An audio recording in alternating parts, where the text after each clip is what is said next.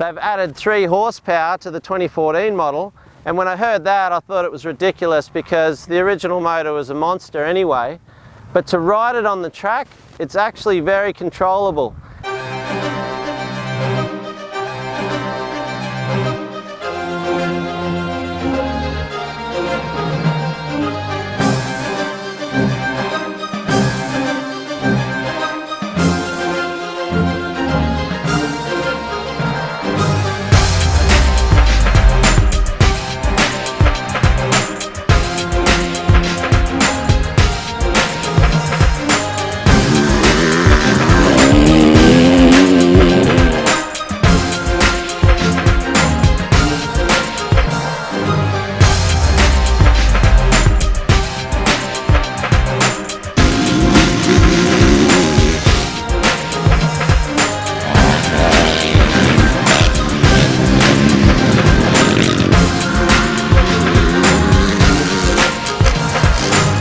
Yeah, first impression of the 2014 YZ450. It's a great bike and, you know, really strong power from bottom right through to the top.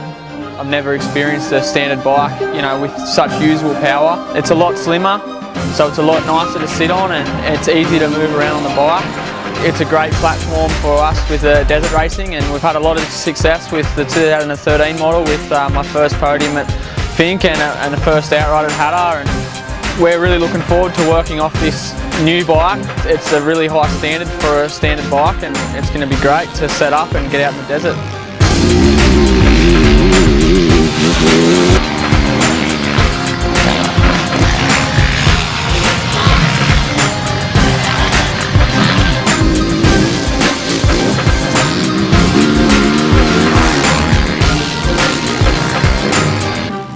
It's not a snappy, aggressive engine. Even as you get fatigued, you can roll into the power. It's just like a volume dial. This thing is pretty much one of the best examples of a desert racing bike you're going to ride. The platform that they have to work with the new engine, they're going to have that power and more without compromising any reliability. They've tightened up the front end and made it 10 mil shorter.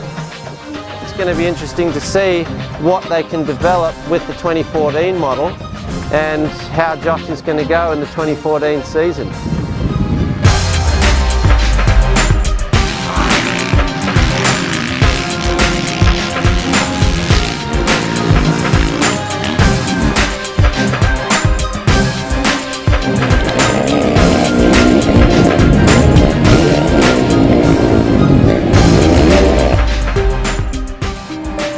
One of the best improvements is air filter access. Now there's only 3 screws. Unlike last year, you had to lift the tank and go through all this debacle just to get to the filter.